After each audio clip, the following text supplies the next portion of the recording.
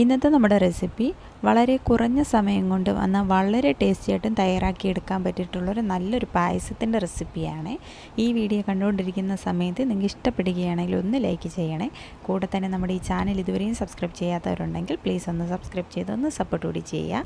അപ്പം നമുക്കിത് എങ്ങനെയാണ് തയ്യാറാക്കുന്നതെന്ന് നോക്കാം. അതിനായിട്ടൊരു പാത്രത്തിലേക്ക് ഞാനിപ്പോൾ ഒരു 2 ടേബിൾ സ്പൂൺ നെയ്യ് ചേർത്ത് കൊടുത്തിട്ടുണ്ട്.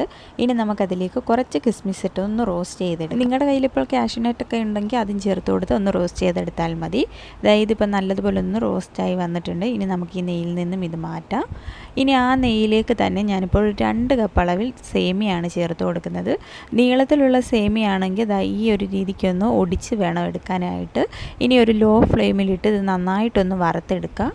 ഇതുപോലെ ഒന്ന് കളറ് മാറി വരുന്ന സമയം നമുക്ക് ഈ ഒരു പാത്രത്തിൽ നിന്നും വേറൊരു പാത്രത്തിലേക്ക് ഇതൊന്ന് മാറ്റി വെക്കാം. ഇനി ഞാൻ ആ ഒരു പാത്രത്തിലേക്ക് തന്നെ 1/2 ലിറ്റർ പാലാണ് ചേർത്ത് കൊടുക്കുന്നത്. അതിലേക്ക് ഞാനൊരു 1.5 കപ്പ് അളവിൽ വെള്ളവും കൂടി ചേർത്ത് കൊടുക്കുന്നുണ്ട്. ഇനി ഇത് നന്നായിട്ടൊന്ന് ചൂടാക്കിയെടുക്കാം.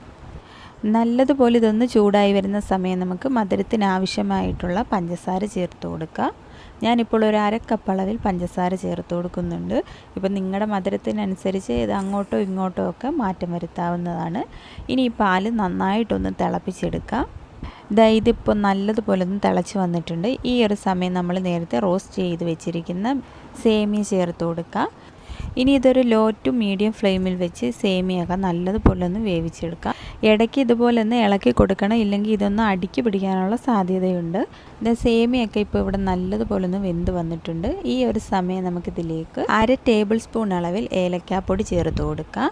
ഇനി നമ്മൾ നേരത്തെ വറച്ച് വെച്ചിരിക്കുന്ന കിസ്മിസ് കൂടി ഈ നേരം നമുക്കിതിലേക്ക് ചേർത്ത് കൊടുക്കാം. ഇനി ആ മധുരമൊക്കെ ഒന്ന് ബാലൻസ് ആകാനായിട്ട് ഒരു പിഞ്ച് അളവിൽ ഉപ്പ് കൂടി ചേർത്ത് കൊടുക്കാം.